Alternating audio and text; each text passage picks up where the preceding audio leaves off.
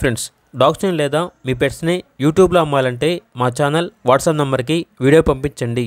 అలాగే మన ఛానల్ని ఇంకా సబ్స్క్రైబ్ చేయకపోతే వెంటనే సబ్స్క్రైబ్ చేసి పక్కన ఉన్న బెల్ ఐకాన్ని యాక్టివేట్ చేయండి. Friends, let's start the video.